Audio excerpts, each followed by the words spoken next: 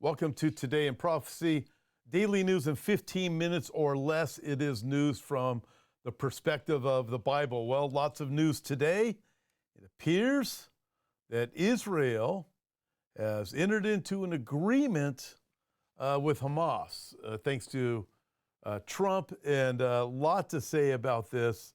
But so many other things I'm going to be talking about here in just a second. Check this out.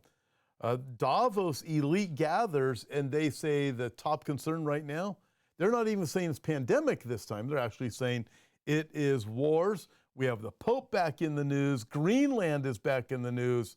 A lot to talk about. But before we get going, I'm going to roll a short video, and you tell me after you watch this video what it seems like to you. Check this out. One last word, which is, I hope this is my last time at this podium, at least for a little while. I don't mean that in a negative sense. I mean, the only thing that would bring me back is an unexpected event in the next few days, which, as you all know, is totally possible given everything you've seen over the course of the past years. I mean, you look at that and you think, okay, there's so many different dynamics that are taking place right now. As he said, okay, well, it looks like I'm not going to be the spokesperson any longer. Well, at least maybe for a short time. Okay, Trump's going to be here January 20th. Well, anything can happen in a few days. I may not be going anywhere. Tell me that wasn't weird. I mean, we look at the LA fires, you look at all of the different things that are going on. And then I've got to mention this. Listen, I'm going to deal with this in more depth tomorrow. This is a huge thing. Arab officials say, this is out of the Times of Israel, Trump envoy swayed Netanyahu, look at this, more in one meeting than Biden did all year. Folks, as we look at this, when we look at the hostage deal, this is out of CNN, Israel and Hamas agreed to Gaza ceasefire and hostage deal. I'm very concerned about this. I look and I think, and again, I'll deal with this a lot more tomorrow. We'll also be dealing with it over the weekend in Las Vegas at the conference there. But you look at this and think, okay, so this is what's going on here. Hamas, hostage deal, Israel, Trump. Remember, God warns against dividing Jerusalem. Trump is already bringing in the Abraham Accords. I said it was going to happen. People asked me, you voting for Trump? I said, I did vote for Trump.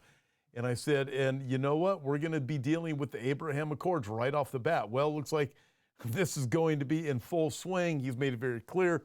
I want to move on from the Mideast. We're going to start focusing on other things. As I mentioned, we're going to be talking about this a lot more tomorrow. So join us tomorrow after you can't make this up. Join us tomorrow. And he's also going to be meeting Putin next week, too, after the inauguration. You look at these things. I'm going to tell you, we live in incredible days. But keep this warning in mind. Joel chapter 3, God says, I will judge the nations who divided my land. Very concerning. You look at this kind of a veiled threat of what's going to happen to Trump. At the same time, Trump is pushing Israel into a peace plan. It's all like we're going back to status quo. When is it going to be at the place where Israel has genuine peace? I'll tell you, ultimately, that genuine peace is going to be here when Jesus comes back. But before then, we know from Ezekiel 38, there's going to be a false sense of peace. Is Trump going to be this person who says, hey, I'll guarantee you peace, whatever it is? I don't think he's the Daniel chapter 9 covenant maker. He doesn't have the charisma or these other things that are necessary that the Antichrist has. A lot of different things that are necessary. But it is just fascinating to watch what is happening right now. I'll tell you, 2025 is getting off to a rocking and rolling year. But again, I'm going to come back to the Israel issue tomorrow. A lot to say there, whole lot to say there. But also, by the way, Trump has an imam that's going to be praying at the inauguration. So keep that in the back of your head, too. Well, let's move forward. In Greenland, a cold shoulder for Trump, but curiosity about U.S. ties. The people of Greenland, the Inuit, the people of the farthest north are famously quiet. At church, you can barely hear them when they sing. In conversation, you have to lean in. This doesn't mean they are passive. They eat polar bears. Greenland is not for sale. That's the dominant refrain from the people in the sub-zero capital of the world's largest island. So many interesting things. Trump says we're going to rename the Gulf of Mexico the Gulf of America. Canada's going to become the 51st state.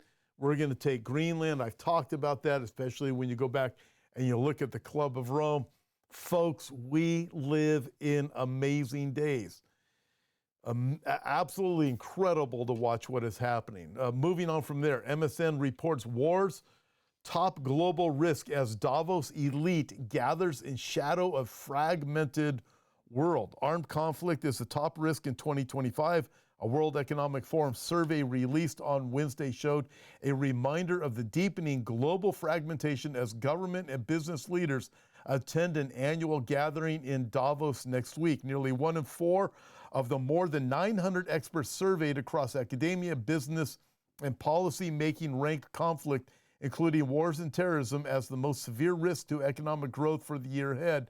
Extreme weather, the number one concern in 2024, was second-ranked danger. In a world marked by deepening divides and cascading risks, global leaders have a choice to foster collaboration and resilience or face compounding instability, WEF Managing Director Mirek Dosek said. The stakes have never been higher.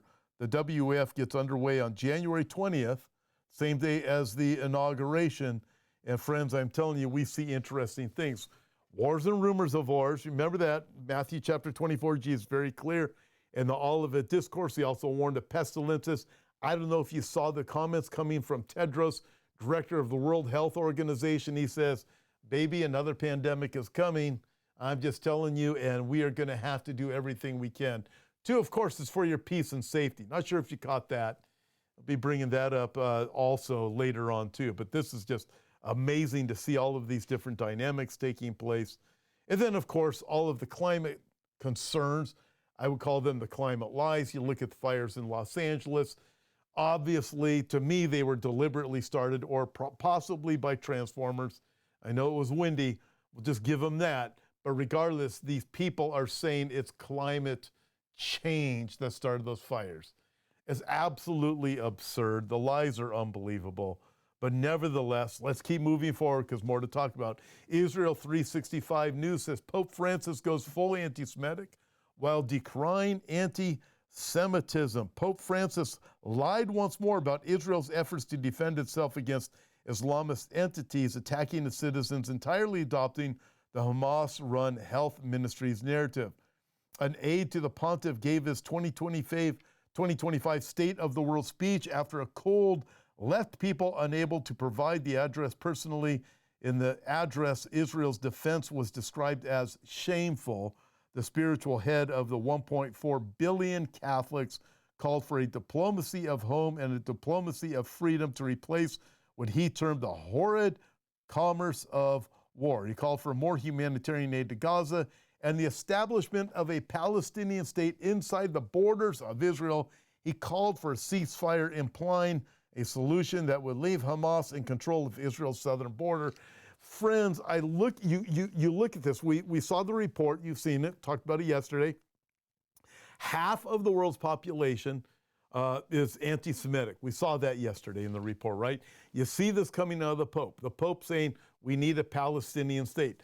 Trump is coming into office, and we knew ahead of time, for those of us who voted for Trump, me being one of them, knew the fight over Israel is going to be an issue. I was very thankful that he brought Mike Huckabee in because Mike Huckabee is going to defend Israel based on what the Bible says. He understands God's covenant. He understands God's warnings about the nation of Israel, about dividing the land and all of that. But I've got to ask myself a question now. How long is Huckabee even going to last in the administration, especially when Trump is saying, let's bring an end to this Gaza thing.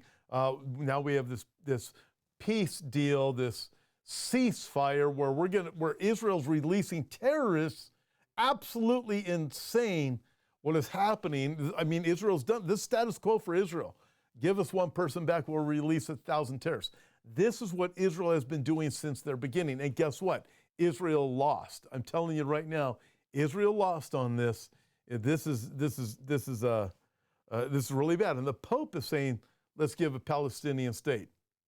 Looking at this going, the direction things are going, they are going fast.